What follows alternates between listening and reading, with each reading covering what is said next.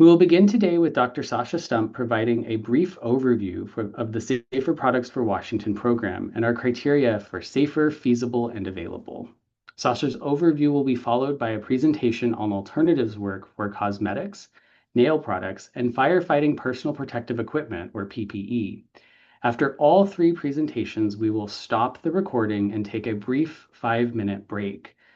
When we return from the break, we will answer questions from the Q&A, as well as any verbal questions from anyone in attendance.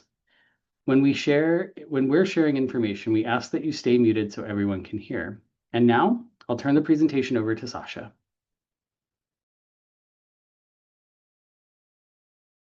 Thank you, Wayne. Hello, everyone. Thanks for joining us again today. I'm turning my camera on briefly again so that you can put a face to the name, but then I'm going to turn it off while I present to save bandwidth to ensure my voice comes through clearly. My name's Sasha Stump. I'm going to start our webinar today by sharing a short introduction on Safer Products for Washington. Safer Products for Washington is a program that was established in 2019 to implement Chapter 70A.350 RCW. The goals of the program are to equitably reduce exposure to toxic chemicals from consumer products and prevent their release to the environment. Restrictions and reporting requirements that are implemented by the program are adopted and ruled under Chapter 173337. We implement the Safer Products for Washington program on a repeating 5-year cycle, which is divided into 4 phases. In Phase 1, we identify priority chemicals and classes of chemicals to focus on. In Phase 2, we identify priority products that are significant sources or uses of those priority chemicals. Then in Phase 3, we determine regulatory actions for those priority product and chemical combinations. And this is where we're at in our current cycle. Finally, in Phase 4, we'll work to adopt the regulatory actions from Phase 3 into rule. Once we complete Phase 4, we then go back to Phase 1, and this 5-year cycle repeats. We're currently in the second cycle of implementation for our program, and you can see the dates that we expect to complete each phase of this cycle on the slide. And as I said, we're currently in Phase 3 of our implementation process, and so we're working to determine what regulatory action we'll take for chemicals and products that we identified in Phases 1 and 2. If you'd like to review our full rationale for why we listed the priority chemical classes or the products that we'll talk about today, I encourage you to refer to our Cycle 2 Phase 1 and Phase 2 reports, and links to these reports will be shared in the chat. Okay, so as I just mentioned, we're currently in Phase 3 of our process where we make regulatory determinations for the product chemical combinations that we've prioritized this cycle. When we're making those regulatory determinations, the department has 3 options to choose from. Our first option is we can restrict the use of a priority chemical in a priority product. Our second option is a reporting requirement where manufacturers would have to report to ecology when they use a priority chemical in a priority product. And our third option is to take no action.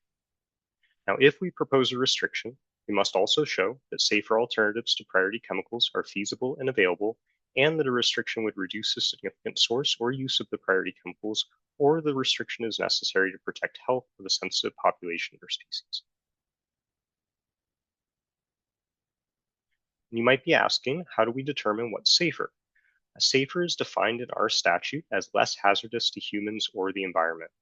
And so with that in mind, we developed a framework called our criteria for safer to evaluate and compare the hazards of chemicals.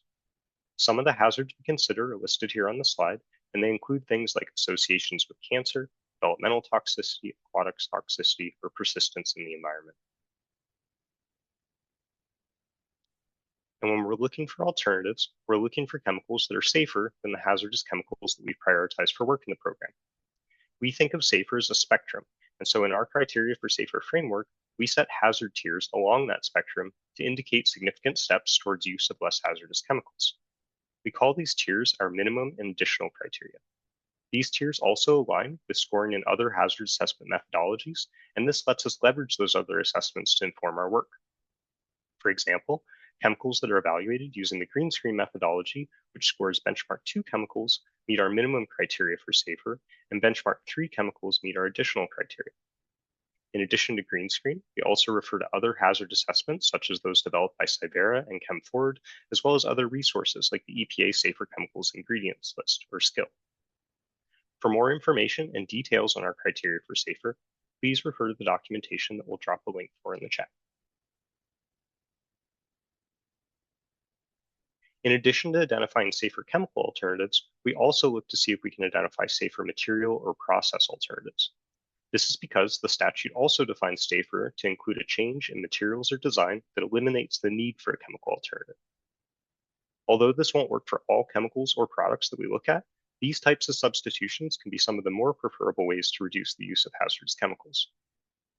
An example from our past work in the program is when we highlighted digital receipts as an alternative to the use of bisphenols for other chemical developers in thermal paper receipts. Another example is using washable fabrics for certain applications rather than coating fabrics with PFAS to add stain resistance. These alternative processes or materials can work in some applications, and so they offer alternative options to consider in addition to reformulating products to use safer chemicals. I also wanted to briefly mention what we mean when we say feasible and available. We define these by referring to the Interstate Chemicals Clearinghouse Alternative Assessment Guide. Feasible in this context means the alternative is either used or marketed for the application of interest or another similar application. Available means that the alternative is currently used for the application of interest, or it's sold for that use or application at a price that's close to current. In practice, this means we look for products in the market that already use the safer alternatives that we've identified, because that's really good evidence that they're feasible and available for use in that product type. A few last notes before we move into our presentations on specific products. First, it's important to be clear that while you may see products, trade names, or organizations listed on the slides that you're going to see today, these do not imply endorsement by Ecology.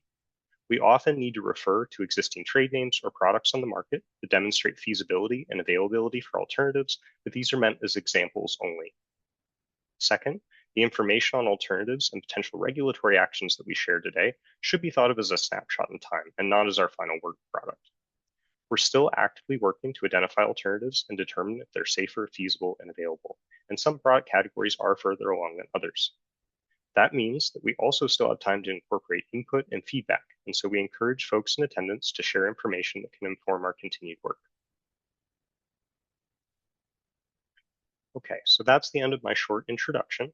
So now we're going to transition into presentations from our Safer Products technical team on 3 product categories that they've led as part of our work in Cycle 2. The products we'll have presentations on today are cosmetics, nail products, and firefighting personal protective equipment. These presentations will be recorded and will be made available on our YouTube channel, and so we encourage you to go back and refer to them as needed after the webinar. At the end of the presentations today, we'll also have some time to hear feedback and answer questions about our process. And with that, I'm going to pass it over to our first presenter, Yvonne. Thank you, Sasha. Good afternoon, evening, wherever you are. Thank you for being here. My name is Ivan Titele, and I am a Safer Products chemist in the Hazardous Waste and Toxic Reduction Program at the Department of Ecology. I am excited to share our update on the priority product of cosmetics. I will turn my camera off and begin my presentation. Next slide, please.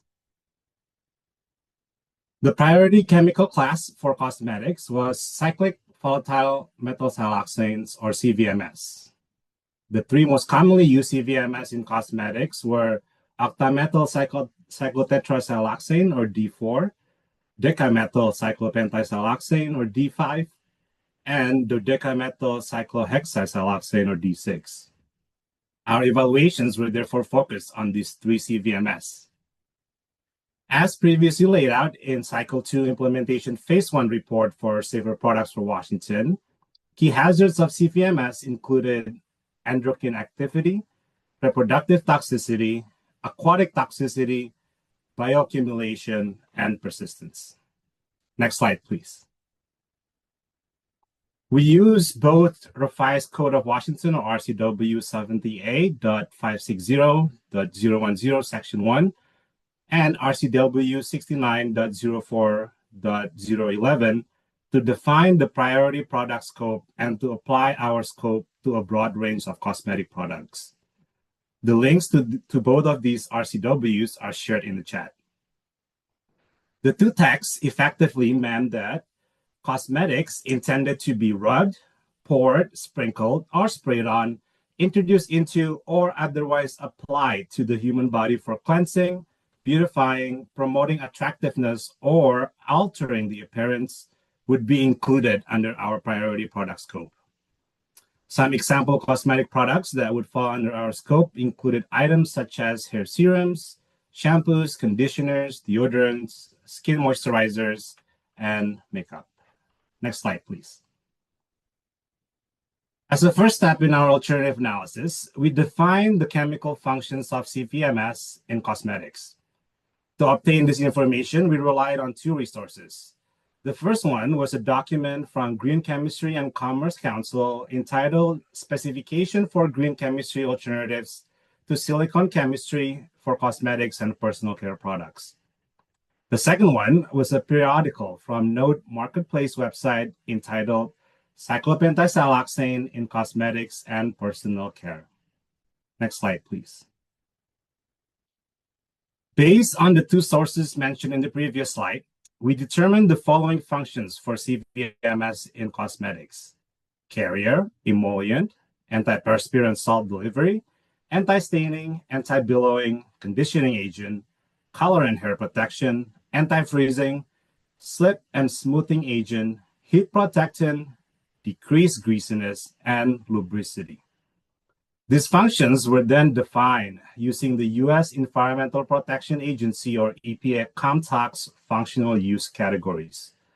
These definitions were based on an Organization for Economic Cooperation and Development, or OECD, document on harmonization of functional use categories and U.S. EPA's own added categories.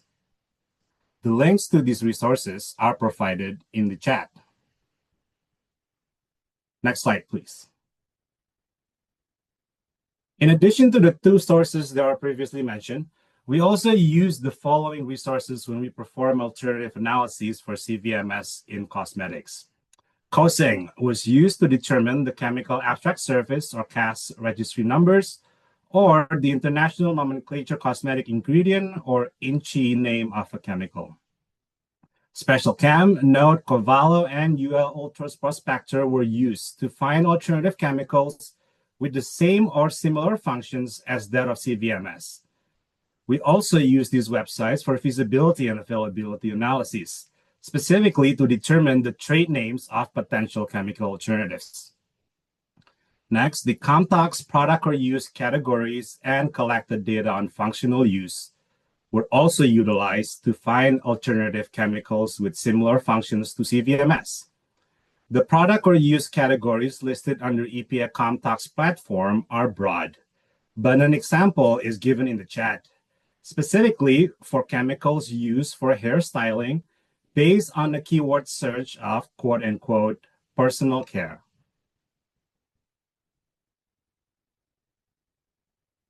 Goussard et al. 2022. We also examined the alternative to CVMS discussed in the work by Goussard et al. 2022 entitled Bio-Based Alternatives to Volatile Silicones, Relationships between Chemical Structure, Physical Chemical Properties, and Functional Performances. And lastly, EWG's Skin Deep Database and INCI Decoder were used for feasibility and availability analyses, specifically to determine example cosmetic products that contain alternative chemicals, but not CVMS, in their list of ingredients. Next slide, please. This slide contains the list of safer alternative chemicals that we have determined to meet ecology's minimum criteria for safer. While I would not have the time to go through every chemical line by line, audience can always go back to the recording of this presentation and hit pause to examine this list closely. Chemical names, their CAS numbers, and functions are listed as the headers for each of the columns. Note that a chemical can contain more than one CAS number, such as dimethicone, or more than one function, such as glycerin. With respect to dimethicone, we note that this chemical was previously considered as safer during Cycle 1.5 of Safer Products for Washington, particularly if the CVMS monomers were less than 1,000 parts per million, or ppm. We also note that benztrimonium chloride is an example of quaternary ammonium compound, or QAC. There are hazards associated with QACs too, but note that we approach safer chemicals as a spectrum, and that this table listed only chemicals that met ecology's minimum criteria for safer only relative to CVMS. Next slide, please.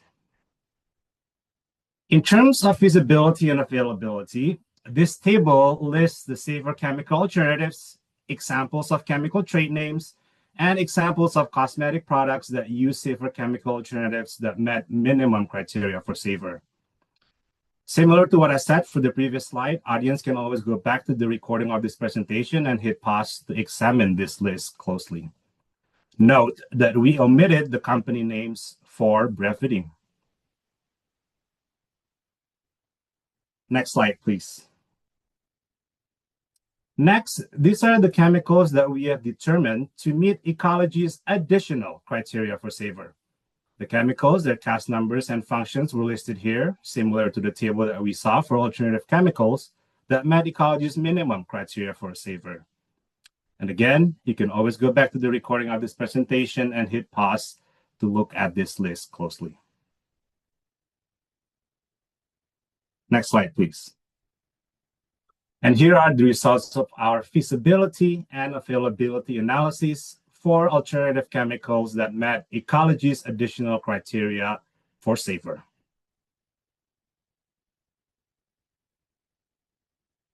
Next slide, please. Now, during our alternative analysis, we also encountered two chemicals that we categorize currently as safer material alternatives rather than chemical alternatives. The two chemicals were zeamase, or cornstarch, which met ecology's additional criteria for safer, and magnesium hydroxide, which met ecology's minimum criteria for safer. Both chemicals were considered as material alternatives for the functions of antiperspirant salt delivery and anti-stain based on their shared functions as absorbents. In our opinion, absorbents could absorb perspiration in deodorants without the need for antiperspirants. However, because the specific function for CVMS was as antiperspirant salt delivery, and both cornstarch and magnesium hydroxide were used in deodorants, we elected to categorize these alternatives as material rather than chemical alternatives. And then, similar to the feasibility and availability results for safer chemicals, example chemical trade names and cosmetics that use cornstarch or magnesium hydroxide were also listed. Note again that we omitted the company names for brevity. We have Natrasor Bath for zeamase or cornstarch, and example products included 24-hour fresh feel deodorant balm and body powder. We have Caramag D for magnesium hydroxide, and example products included deodorant cream, sensitive skin lemongrass and tea tree, and natural spray deodorant bergamot and alamy. Next slide, please. Meanwhile, our proposed safer alternative process was based on our previous work in safer products for Washington, cycles 1 and 1.5. Specifically, a safer process for the anti-staining function could be to wash the stained article of cloth with EPA Safer Choice certified cleaning products. Note that EPA Safer Choice certified products are considered as safer products according to our criteria for safer. And an example of such product is the green oxygen destainer. Next slide, please. This table provides a summary of the different functions served by CVMS and the variety of examples cosmetic applications where CVMS are used. Note that for every chemical product combination, we have identified at least 2 safer, feasible, and available alternatives. These alternatives included not only chemical, but also material and process alternatives as well. Next slide, please. In summary, we believe that we have identified safer alternatives to CVMS in cosmetics that met ecology's minimum and additional criteria for safer. We believe that safer alternatives are feasible and available for all the functions served by CVMS in cosmetics Therefore, current information that we have collected supports a restriction on the use of CVMS in cosmetics. Next slide, please. Having said that, we still welcome feedback from interested parties. Some of our current questions for this priority product include, are there functions served by CVMS in cosmetics that we missed? Are there suggestions for additional resources or information for us to consider? You can send your feedback to the listed email address. This ends my presentation, and I thank you for your attention. Please allow me to introduce the next speaker, Sean Ziga. Thank you so much, Yvonne. Hello, everybody. My name is Sean Ziga. I am a chemist with the Washington State Department of Ecology, and I am a member of the Safer Products team. I will be putting my camera off and resuming with this presentation. Thank you. Next slide, please. To introduce the chemical product combination of concern today, we will be talking about chemicals associated with nail products, specifically the priority chemical class BTEX substances. So these are aromatic, volatile hydrocarbons that are commonly used in a variety of nail products, specifically benzene, toluene, ethylbenzene, and xylenes. These chemistries are associated with some hazard profiles related to neurotoxicity, developmental toxicity, endocrine disruption, carcinogenicity, as well as systemic toxicity. Next slide, please. As it pertains to the product scope as defined by our RCW, we are talking about products that are used for the hygiene, cosmetic styling, and enhancement of fingernails and toenails. And this includes, but isn't limited to, nail coatings, nail glues, nail hardeners, nail polish remover, nail thinner, and nail art products. Next slide, please.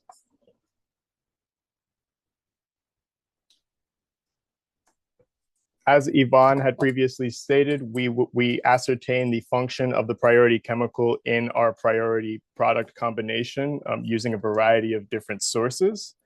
A review of the scientific literature, as well as using California's Safer Consumer Product Program data, in particular, a recent update on a product study involving toluene in nail products, where they were able to identify a drop in the adoption of toluene, which I will talk about in a little bit.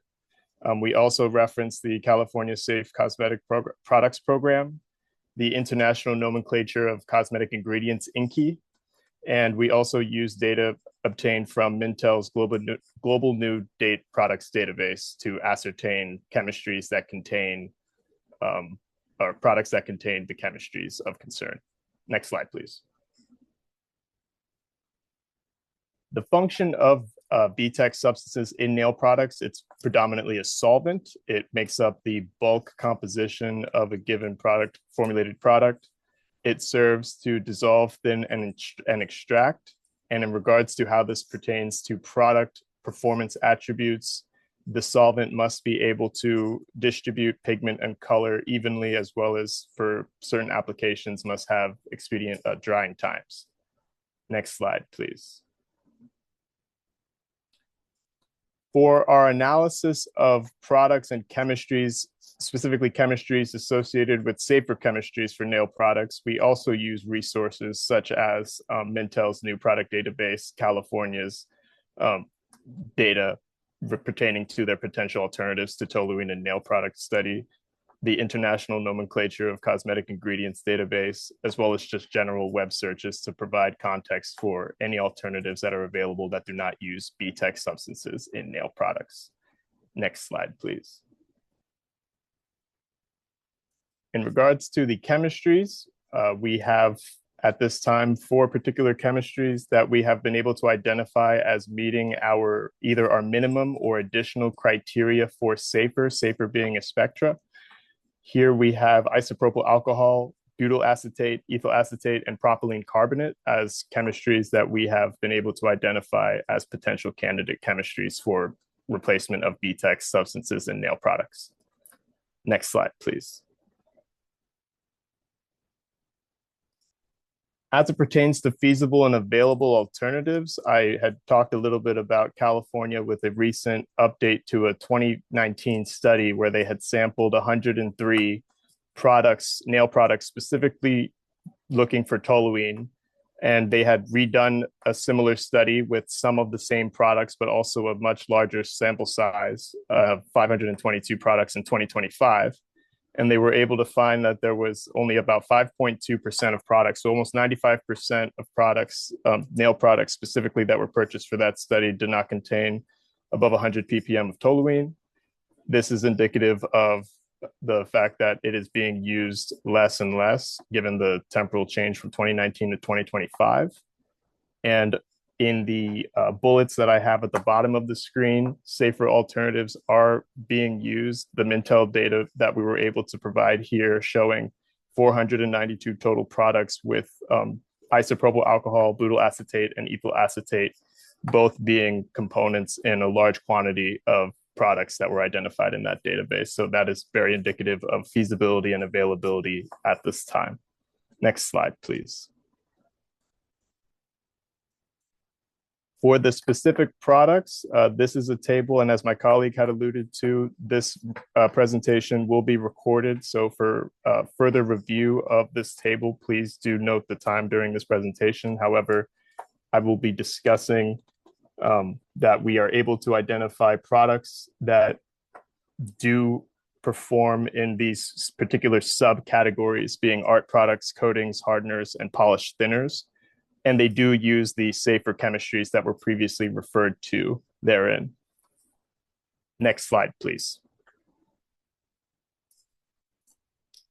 At this time, based off of the previously touched on data that was highlighted, alternative products are available. And at this time, there is existing feasibility with products being identified as safer and having met our criteria for safer. To that end, evidence does support a restriction on the use of BTEC substances in nail products at this time. Next slide, please. Thank you for your time and consideration. We would love to hear any and all feedback regarding our process, etc. And I want to thank you all for taking your time out to attend this webinar. And with that, I will pass it to my colleague, Prajwal. Thank you.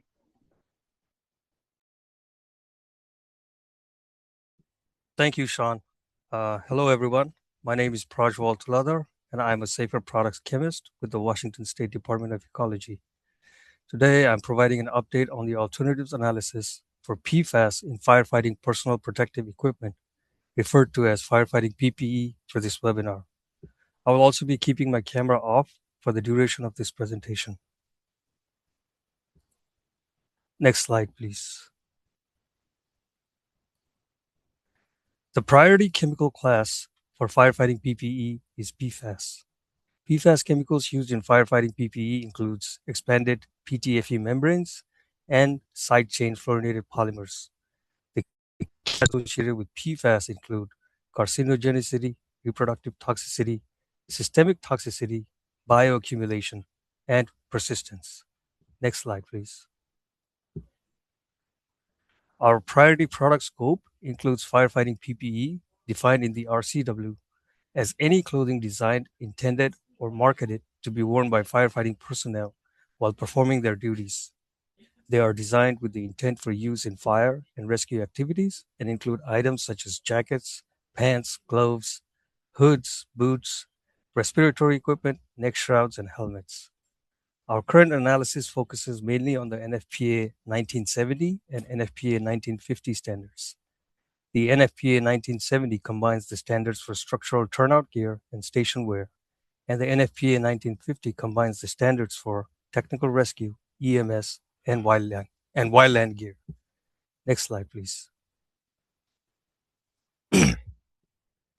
Various sources have been used to identify the functions of PFAS in PPE, with the NFPA performance requirements and standards being the main ones.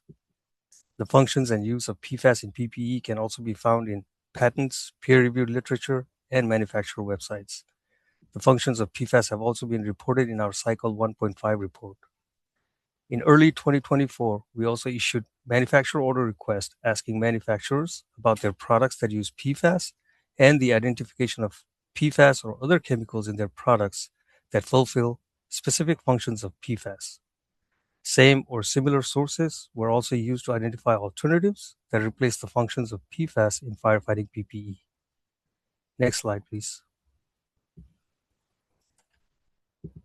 Firefighting PPE mainly consists of three distinct layers: the thermal barrier, the moisture barrier, and the outer shell. Each of these layers need to meet certain performance and testing requirements individually and also as a composite. Outermost layers, or outer shells, are the first layer of defense for the firefighters that provide flame resistance, thermal protection, mechanical strength, and water repellency. While flame resistance, thermal protection, and mechanical strength is provided by the fabric, PFAS-based durable water repellents provide water repellency in outer shells to prevent the gear from absorbing moisture. This helps with keeping the weight of the gear down and also helps in preventing steam burns. Moisture barriers are sandwiched between the thermal barrier and the outer shells. PTFE membranes used in moisture barriers provide water, liquid, and viral penetration resistance, including protection from blood-borne pathogens. The inherent properties of the membrane prevents it from melting during the thermal shrinkage resistance test and also allows it to pass the UV degradation resistant test on its own. These are the functions of the membrane material required to protect the physical integrity of the when used in structural hoods, PTFE membranes act as a particular blocker. The innermost layer that comes in direct contact with the firefighter is the thermal barrier. It acts as an insulating layer, protecting the firefighter from intense heat. This layer has no functions associated with PFAS. Depending on the NFPA requirement, the gear may consist of all three layers, like in structural turnout gear, or just the outer layer in wildland gear. Some items, such as hoods in structural turnout, may contain the moisture barrier and outer shells laminated to each other. Next slide, please. This table provides information on the use of different layers needed for firefighting PPE based on the type of gear. Thermal barriers are used as the innermost layer in structural turnout gear. Outer shells may or may not have a durable water repellent finish, depending on the moisture absorbance limit requirement. Wildland gear and station wear uniforms do not have this requirement and can be made with no durable water repellent finish. Structural turnout gear, technical rescue gear, and EMS gear all have set limits for moisture absorbances, which is provided by the durable water repellent finish on the outer shells. Manufacturers also make dual certified gear that can meet multiple standards. For multi-purpose gear, our understanding is that it must meet the requirement of all standards it's being certified to. So a multi-purpose gear certified to meet the standards for both wildland and technical rescue would need a durable water repellent finish in order to meet the certification requirements. Moisture barriers are essential in structural turnout gear and EMS gear. For technical rescue gear, moisture barriers may or may not be required, depending on the situation. Just a reminder to everyone that the presentation is being recorded and you'll be able to pause the recording to take a closer look at the tables presented in this webinar. Next slide, please. Moving on to safer, feasible, and available, let's get started with thermal barrier layer. NFPA standard does not require durable water repellent finish in thermal barriers, and we believe that an alternative analysis is not required. Manufacturers reported thermal barriers as products that use PFAS. Some examples of thermal barriers that are available include the Glide Ice series, the Equinox series, the Defender M Elite SL2, and Titanium SL2. Even though they are not required by the standards, we are aware that durable water repellents may have been used in thermal barriers for moisture management to make it more comfortable. Next slide, please. For the outer shells, since PFAS is mainly used in the durable water repellents, we tried looking for alternative durable water repellents used in firefighting PPE. Based on some initial patent information, we found that DWR manufacturers can incorporate commercially available durable water repellents into firefighting PPE using additional functional chemicals like cross-linkers, wetting agents, silicone softeners, etc. For PFAS-free durable water repellents, water repellency is generally achieved by replacing long-chain fluorocarbons with either long-chain hydrocarbons, long-chain alkyl urethanes, copolymer of acrylates, silicones, or hybrids that create hyperbranched layers on the surface. While patent literature provided information on basic chemistries, individual chemical identities necessary for doing an evaluation on our safer criteria was not possible through patents. We managed to receive some information from manufacturer orders that seemed to match these basic water repellent chemistries. The list only provides possible chemistries and is not meant to be exhaustive or point to any specific durable water repellents used in PPE. Next slide, please. We had to rely mainly on manufacturers to report the chemicals used as PFAS-free durable water repellents in their outer shells. We have been working on getting more information and evaluating them to determine if they meet our minimum criteria for safer. We have received some information on PF0, a commonly known durable water repellent associated with firefighting PPE.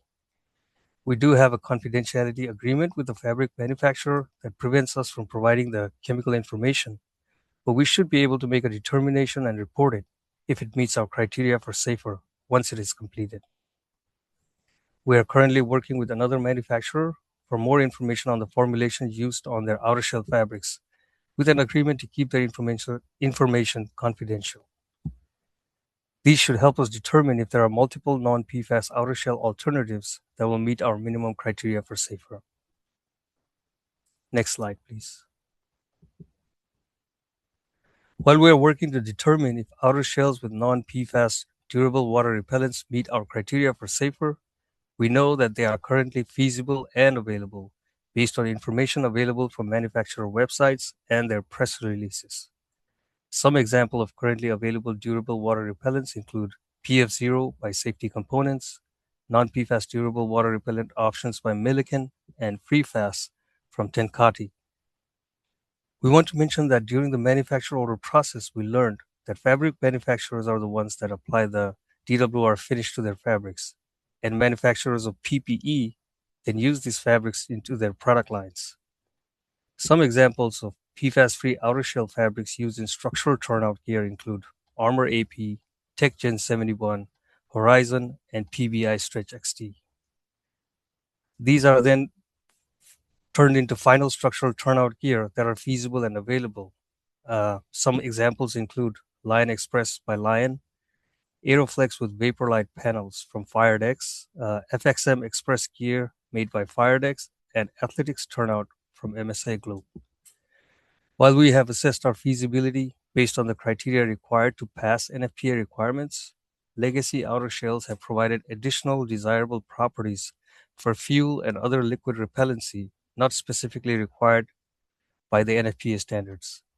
The new standards address this by requiring the gear to be washed when exposed to these liquids before it can be reused. Next slide, please. Outer shell options with PFAS-free durable water repellents or no durable water repellents are also feasible and available for non-structural gear. TechaSafe Plus is an example of a no durable water repellent finish fabric.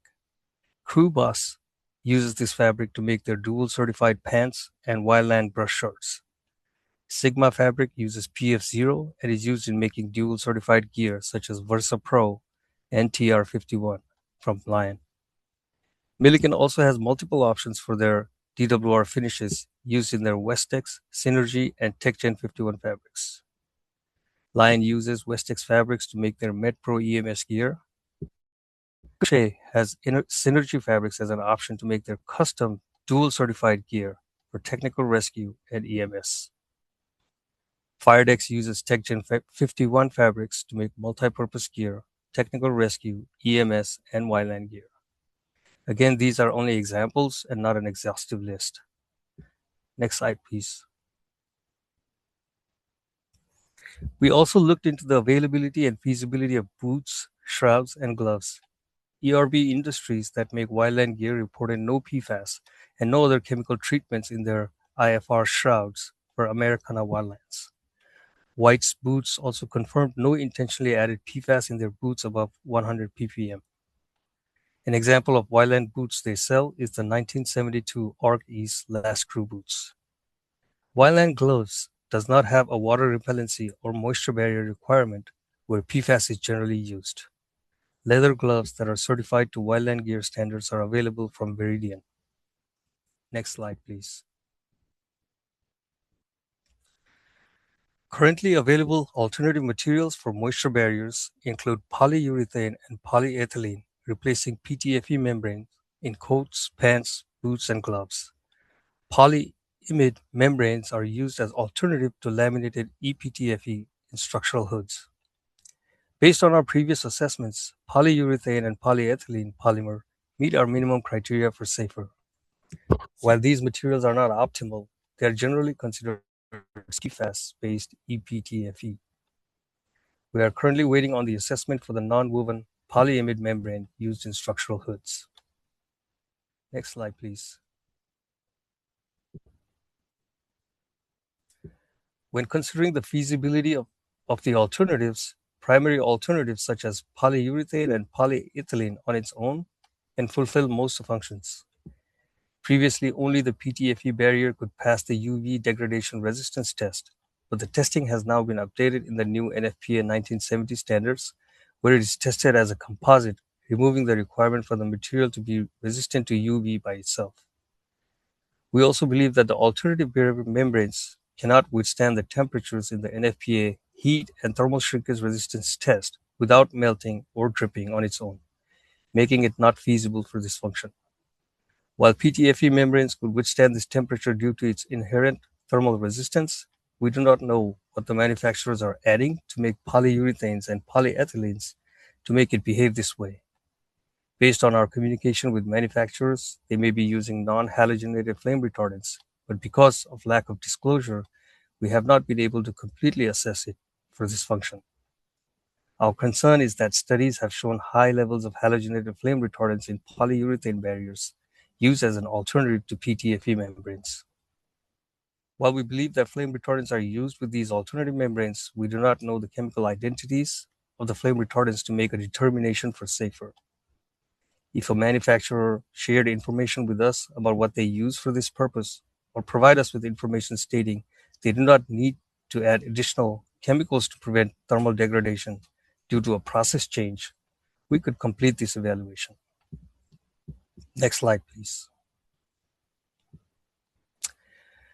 While we believe that the moisture barriers are currently not feasible for all functions, alternative moisture barriers are currently available in the market and are certified to meet the necessary NFPA standards. Alternative moisture barriers in the market include polyurethane barriers from Steadfast, known as Stead Clear, membranes used in gloves from Pill Membranes, and the Assure moisture barrier from Milliken. Gore-Tex uses expanded polyethylene for their Gore-Tex MS Sapphire XT membrane used in boots. Gore-Tex also came out with Innovate moisture barriers used in structural gear, but the material used is not listed. Nomex Nanoflex is a non-woven polyimide membrane used in structural hoods that provides the particulate blocking function. Next slide, please. Just like with alternate gears, we also look for available hoods, gloves, and boots for structural turnout gear. Firecraft Safety explicitly states their structural gloves to be PFAS-free. They use Porel membranes as the moisture barrier. Lion's V-Force boots with the new EPE membrane is their new PFAS-free offering. Lion uses Nomex Nanoflex to make their red zone hoods as an alternative to older hoods with ePTFE membranes. Next slide, please. Structural gear must also meet NFPA requirements for thermal protection and breathability as a composite. Just adding any moisture barrier with any outer shells or thermal barriers may not meet protection and breathability requirements. Manufacturers such as Globe and Firedex have technical sheets that provide composites that have been tested and meet these requirements by using a combination of moisture barriers, outer shells, and thermal barriers as shown in this table. Ricochet also offers a PFAS-free option with their Maverick package using Assure, Equinox, and Horizon. While these composites pass the NFPA requirements, we have also heard of some breathability concerns with earlier polyurethane moisture barriers that were available. Next slide, please. In summary, For structural turnout gear, we are still evaluating the outer shells for safer, but they are feasible and available. Thermal barriers that do not have a PFAS function. Thermal barriers that do not have a PFAS function and are feasible and available. We need more information on the anti-melting properties of alternative moisture barriers, but they are available. PFAS-free station wear and wildland gear are feasible and available.